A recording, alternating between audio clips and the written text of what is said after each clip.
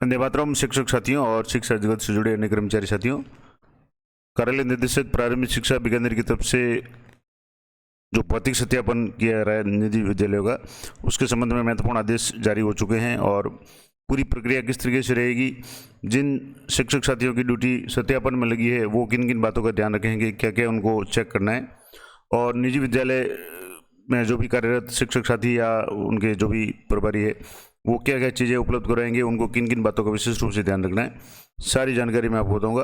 दूसरा, आपके विद्यालय में कौन आरटीई के अंतर्गत चेकिंग करने या जांच के लिए भौतिक सत्यापन दल आ रहा है, उसकी जानकारी आप कैसे प्राप्त करेंगे, या अगर आप राजकीय कर्मचारी है और आपकी अगर ड्यूटी लगी है तो आपको किस विद्यालय को जाकर के भौतिक सत्यापन करना है वो भी कैसे जानेंगे, सारी जानकारी मैं आपको इस वीडियो में दूंगा। तो सबसे पहले तो बात करेंगे कि जो आदेश आया हुआ है, विषय है 24-25 सत्र है आरटीई इंदिरा महिला शक्ति निधि और मुख्यमंत्री पुनर्भरण योजना के अंतर्गत अध्ययनरत बालक बालिकाओं के भौतिक सत्यापन हेतु दिशा निर्देश। अब जैसे कि आपको पता है, शैक्षणिक सत्र 2024-25 में आरटीई यानी राइट टू एजुकेशन अधिनियम 2009 की धारा 11-12(1) की ग में तहत जो निःशुल्क सीट्स है, इसके अलावा इंदिरा गांधी महिला शक्ति निधि और मुख्यमंत्री पुनर्भरण योजना के अंतर्गत अध्ययनरत जो भी बालक बालिकाओं की फीस है उसका पुनर्भरण किए जाने से पूर्व गैर सरकारी विद्यालयों में भौतिक सत्यापन करवाया जाना है। यानी भौतिक सत्यापन के बाद ही जो भी निजी स्कूल है, गैर सरकारी स्कूल है, उनके फीस का पुनर्भरण होगा। और उक्त क्रम में दिशा निर्देश जारी किए जा रहे हैं और संलग्न दिशा निर्देश के अनुसार जो भी टाइम फ्रेम है उस तक तिथियों तक दल का गठन, दल प्रशिक्षण, भौतिक सत्यापन का कार्य पूर्ण करवा करके रिपोर्ट को सत्यापित किए जाने का कार्य पूर्ण करावे।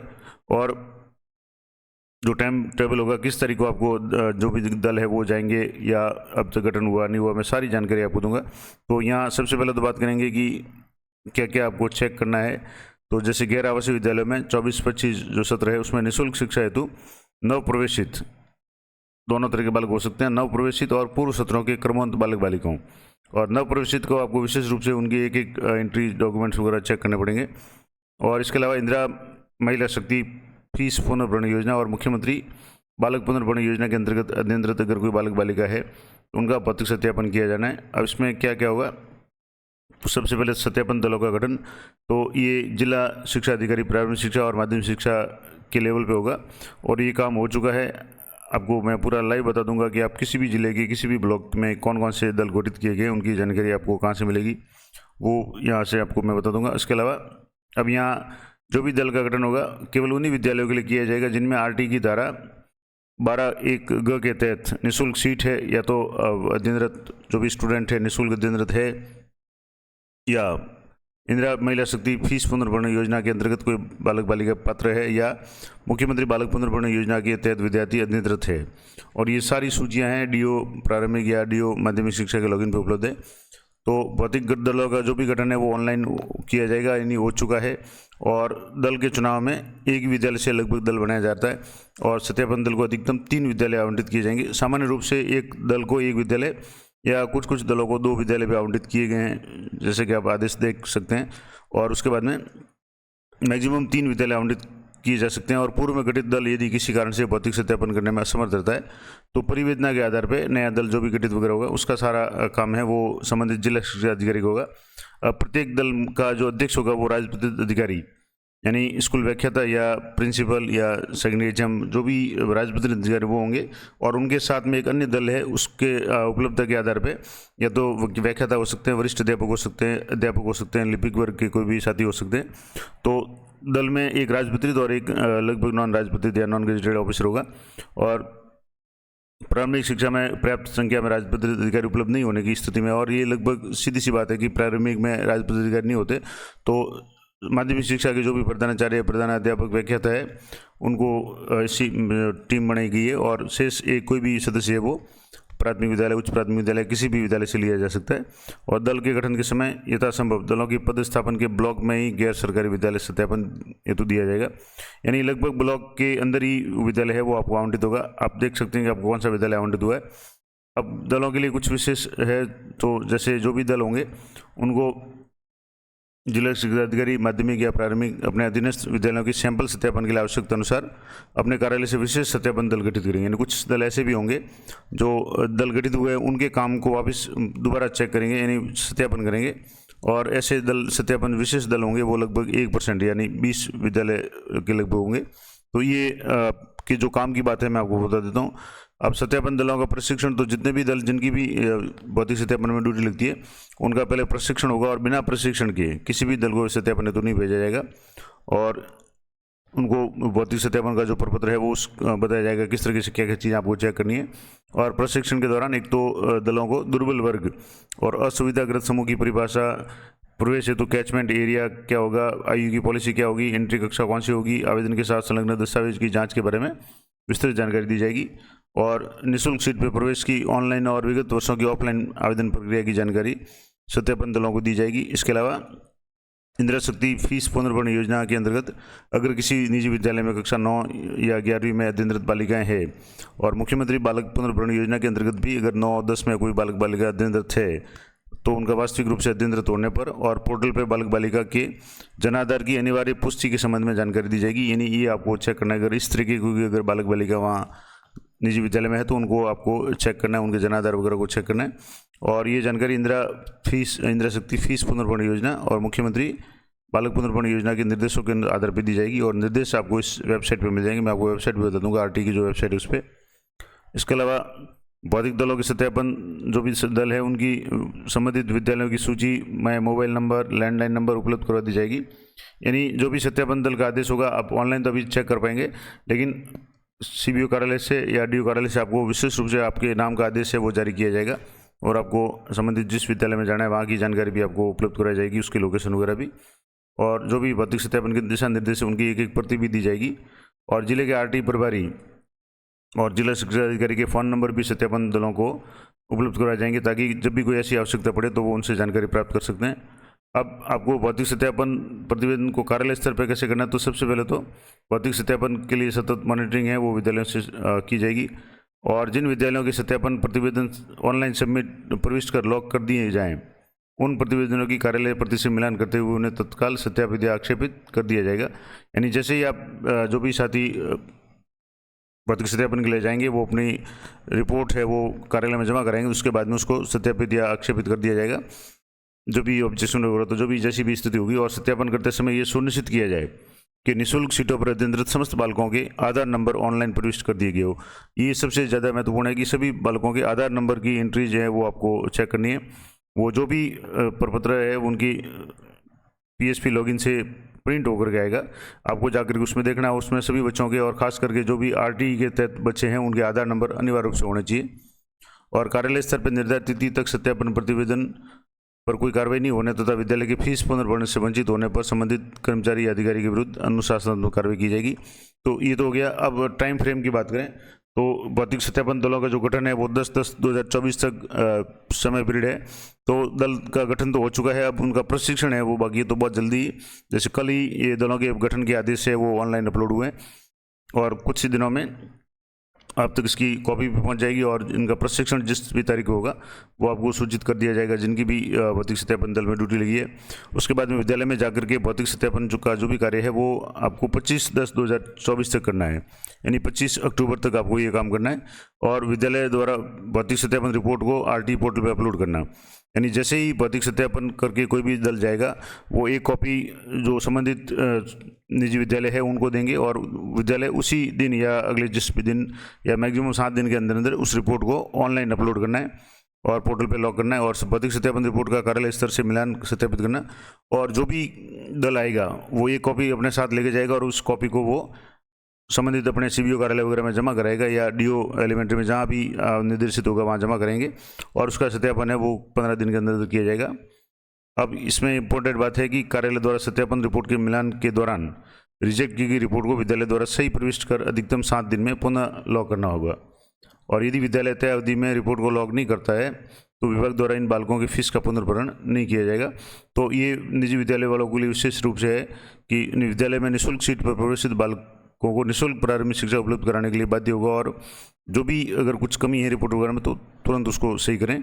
और RT के तहत भौतिक सत्यापन दल में हुए बदलाव ये तो पूरे दल में ही बदलाव नहीं करते हुए, मान लो कोई ऐसी परिस्थिति हो जाती है कि दल जो गठित किया गया उसमें एक कर्मचारी, दो का जैसे दल है, एक कार्मिक या अधिकारी अगर किसी कारण से अपनी ड्यूटी नहीं कर पाता है तो उनका जो भी बदलाव है, दल नया दल जो भी बनेगा उसमें जो भी पूरा नहीं बदलते हुए जिस भी कार्मिक को बदलने की आवश्यकता होगी वो बदली जाएगी। और ये कार्य है वो जिला शिक्षा अधिकारी कार्यालय से यानी जिला लेवल पर होगा।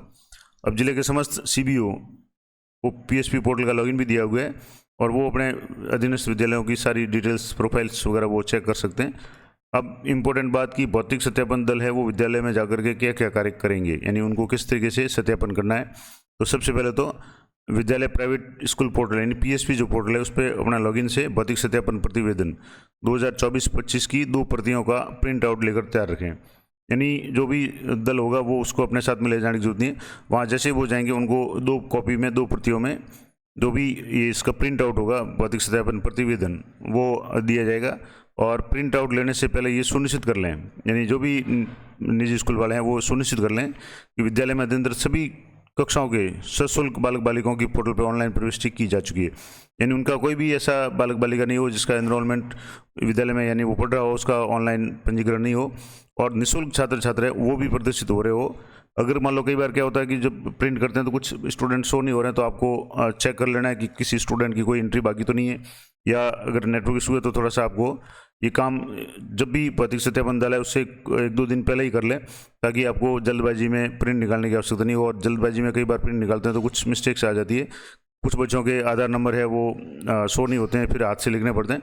तो ऐसी स्थिति नहीं आए तो आप जो भी छात्रों की डिटेल्स है जो भी PSP पोर्टल पे है उनमें आधार संख्या, जनाधार वगैरह जो भी जहाँ भी आवश्यकता है वो अनिवार्य रूप से अपलोड करके रखें, ताकि जब भी आप प्रिंट निकालेंगे तो प्रिंट में आपके कम से कम कमी आएगी, तो आपको जो रिटर्न वर्क है बहुत कम करना पड़ेगा।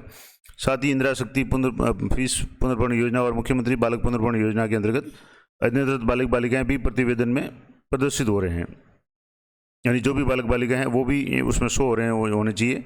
और इसके अलावा शैक्षिक सत्र 2024-25 में वे बालिकाएँ जो इंदिरा शक्ति फीस पुनर्भरण योजना के अंतर्गत कक्षा 9 से 11 में अध्ययनरत है, और ऐसे बालक जो मुख्यमंत्री फीस पुनर्भरण योजना के अंतर्गत 9 से 10 में अध्ययनरत है उनकी जांच भी की जाएगी। यानी अभी तक तो जो जांच होती थी वो 25% जो भी RT के तहत जो भी निःशुल्क शिक्षा वाले जो बालक बालिकाएँ होती थी उनकी जाँच होती थी और कक्षा 1 से 8 तक ही होती थी।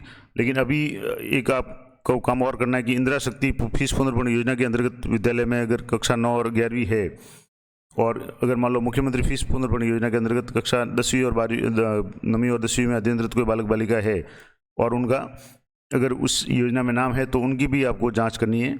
और सत्यापन दल इंदिरा शक्ति फीस पुनर्भरण योजना और मुख्यमंत्री बालक पुनर्भरण योजना के अंतर्गत अध्ययनरत पात्र बालक बालिकाओं की जनाधार की प्रविष्टि पोर्टल पर करवाया जाना सुनिश्चित करेंगे।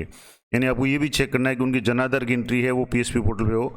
आप चाहें तो वहाँ से PSP पोर्टल लॉगिन करके उनकी जांच कर सकते हैं।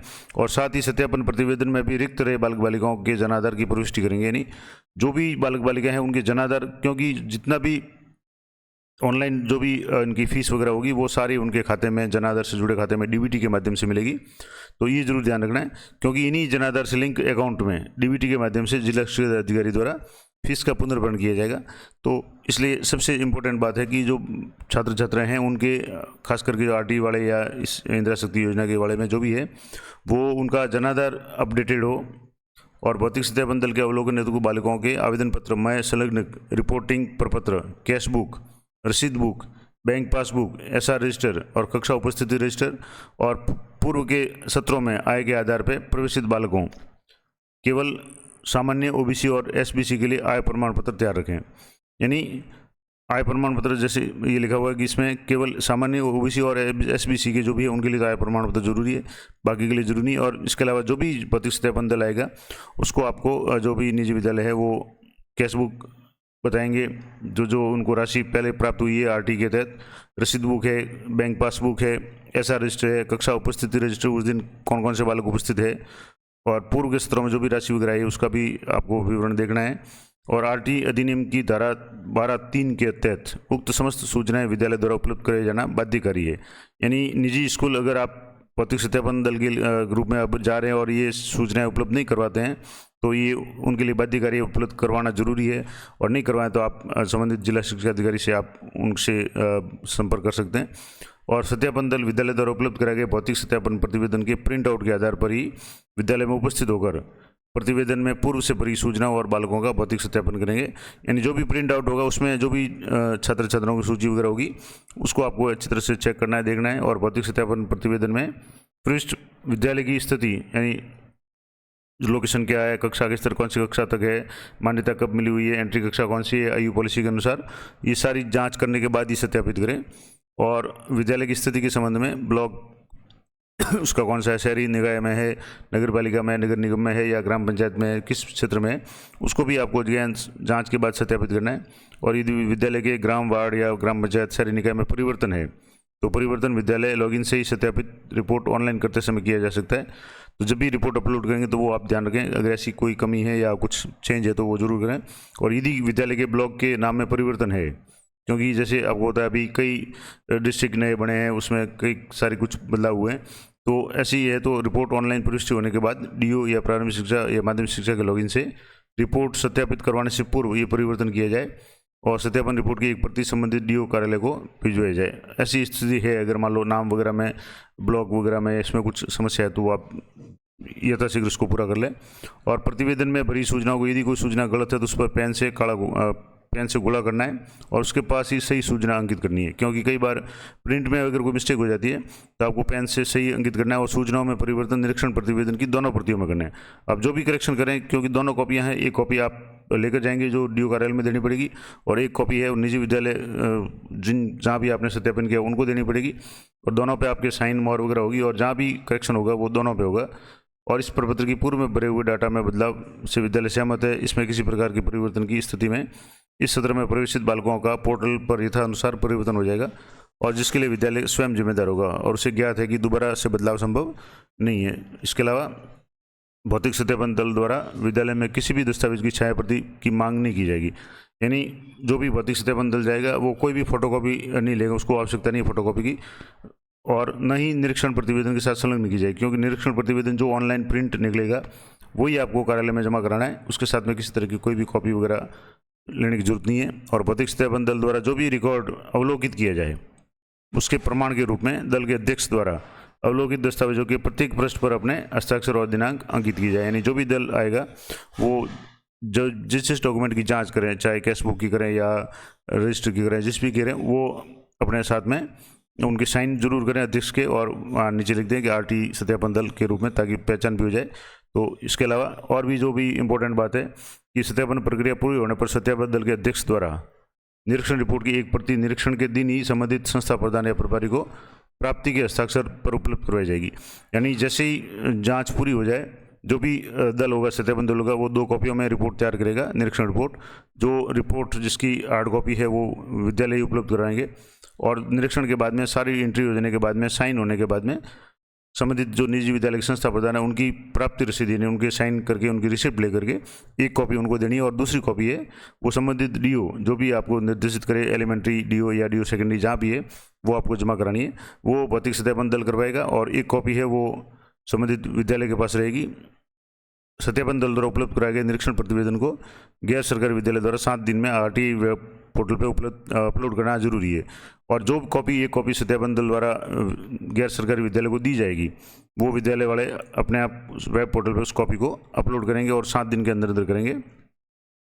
अब आपको किन किन बातों को विशेष रूप से ध्यान रखना है, खास करके जो निःशुल्क और सशुल्क सीट पे अध्ययनरत बालिक बालिका है, तो निःशुल्क प्रवेश संबंधी समस्त रिकॉर्ड विशेष रूप से आपको अवलोकन करना है, जिसमें निःशुल्क शिक्षा हेतु प्रवेशित बालक की पात्रता की जांच की जाए, पात्रता के आधार पर पुनर्भरण योग्य है या नहीं है वो आपको सत्यापित करना है, आपको लिखना पड़ेगा पुनर्भरण योग्य। और जो बालक प्रवेश हेतु अपात्र पाए जाए या पुनर्भरण योग्य नहीं है, उनके अयोग्य होने के कारण के जो भी कोड वगैरह होंगे उनको आपको अंकित करना है कि किस कारण से वो पात्र नहीं है।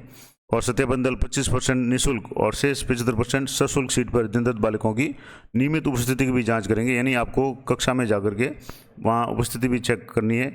और यदि निःशुल्क प्रवेशित बालक है वो ड्रॉप आउट पाया जाता है, यानी लंबे समय से अनुपस्थित है या उसका नाम कट गया, तो उसका उल्लेख भी आपको अनिवार्य रूप से करना है। सशुल्क सीट पर अध्ययनरत बालकों के आवेदन पत्रों और अन्य दस्तावेजों की गहन जांच करिए, सुनिश्चित कर लें कि बालक वास्तविक रूप से विद्यालय में अध्ययनरत है। तो जो भी 75% बालक है उनकी भी जांच करनी है और 25% की तो आपको विशेष रूप से जांच करनी है। इसके अलावा सत्र 2024-25 में एंट्री कक्षा में निःशुल्क सशुल्क सीटों पर प्रवेशित बालक बालिकाओं की गहनता से जांच करनी है, खास करके एंट्री क्लास का मतलब जिसमें एडमिशन हो रहे हैं, चाहे पहली क्लास हो या जो भी हो। और यदि सत्यापन के समय निःशुल्क 25% दिए गए प्रवेश की तुलना में सशुल्क 75% सीट पर कम संख्या में बालक बालिकाएं अध्ययनरत पाए जाते हैं तो सशुल्क 75% सीट्स पर अध्ययनरत बालक बालिकाओं की संख्या के आधार पर ही 25% निःशुल्क सीट पर बालक बालिकाओं को सत्यापित किया जाए।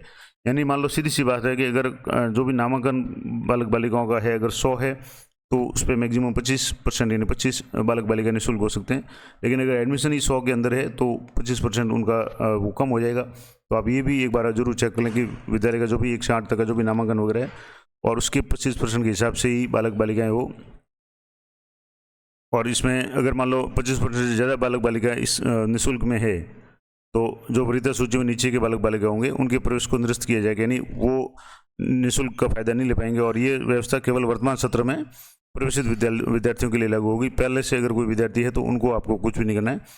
और ये भी सुनिश्चित कर लें कि RT प्रवेशित बालक बालिका तथा इंदिरा शक्ति फीस पुनर्भरण योजना और मुख्यमंत्री बालक पुनर्भरण योजना के अंतर्गत बालक अध्ययनरत जो भी बालक बालिकाएं प्रवेश के बाद लगातार विद्यालय में आ रहे हो और उनका किसी अन्य विद्यालय में प्रवेश नहीं हुआ हो। हालांकि इस बार जो UDAIS वगैरह पे है जो भी PN नंबर वगैरह जारी हो रहे हैं और इसके बाद में जो भी सत्यापन वगैरह हो रहा है उसमें काफ़ी हद तक इस बात पे अंकुश लगा है कि कोई भी बालक है वो 1 से अधिक विद्यालय में प्रवेशित नहीं हो सकता।